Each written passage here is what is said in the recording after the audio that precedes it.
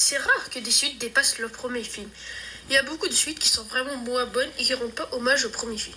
Mais Amazing Spider-Man 2 est une suite qui est encore meilleure que son premier film.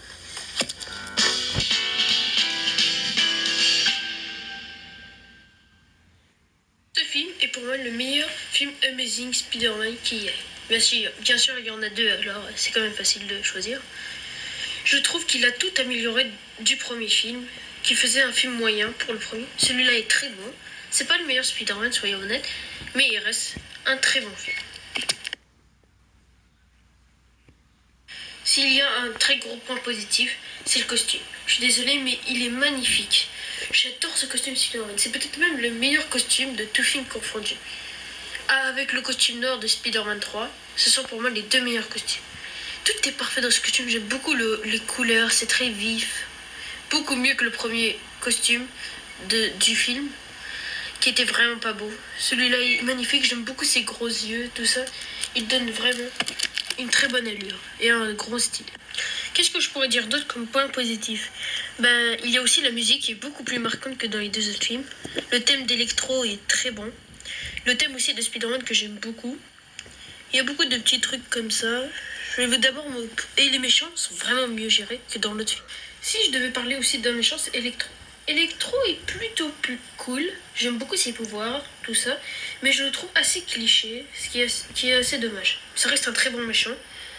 Celui-là est très bon, mais pour moi, le point le plus sous-côté de Amazing Spider-Man 2, c'est le bouffon vert. Le bouffon vert de Harry Osborn est vraiment pour moi un très bon méchant. J'aurais juste aimé qu'il soit plus là. J'adore son design, il fait vraiment peur. Comparé aux autres bouffons verts c'était pas très effrayant leur costume. Lui en tout cas comme design. Mais attention, ça veut pas dire que je dis que les autres bouffons verts sont nuls. Pour moi c'est même le pire bouffon vert, mais ça reste un très bon. Parce que le bouffon vert est pour moi le meilleur méchant de Spider-Man. Ça reste un très bon méchant. Il y a aussi dans le film, il y a aussi plein d'autres points positifs, bien sûr. Mais il y a aussi la relation qu'il a avec Gwen, qui est beaucoup mieux que dans le premier déjà, dans la trilogie de Sam Raimi, et même dans les films de Tom Holland. Je vais vous dire, j'ai jamais aimé trop les comédies romantiques. C'est pas trop mon style.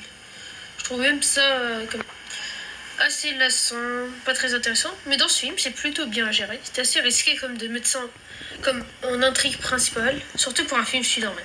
Très bien géré, il n'y a rien d'autre à dire. La mort de Gwen était très touchante, j'ai adoré la scène, c'était vraiment triste. En plus, avec tous les engrenages de l'horloge, c'était vraiment très épique et très émouvant. Un autre point positif, c'est la réalisation. Ce film est très beau, a des très beaux effets spéciaux, les combats sont très épiques, beaucoup mieux que dans le premier. Je trouve même que ça peut régaler avec les Spider-Man de Sam Raimi. J'adore cette mise en scène, comme la mort de Gwen quand la toile passe entre les engrenages, tout ça, c'était beau. Le combat final avec Electro qui était très bien.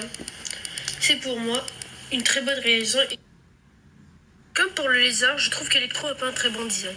Je n'aime pas qu'il est bleu, je le trouve beaucoup mieux fait dans No Way Home. En plus, la façon qu'il meurt est quand même assez osef.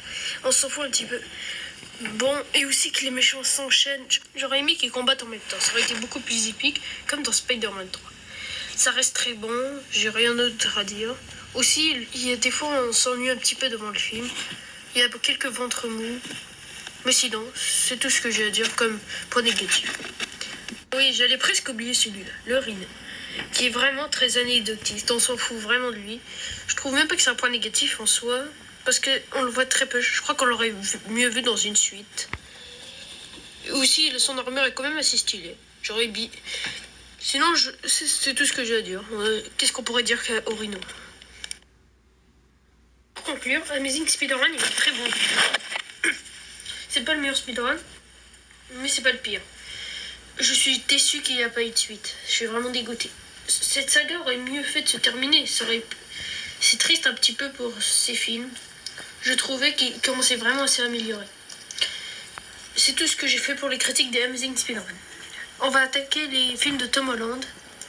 N'oubliez pas de vous abonner. J'ai fait quelques tops, comme le top 10 des films du MCU ou le top 7 des films X-Men. J'ai fait aussi des critiques de d'autres films Spider-Man. Allez jeter un coup d'œil. N'oubliez pas de vous abonner. Ciao.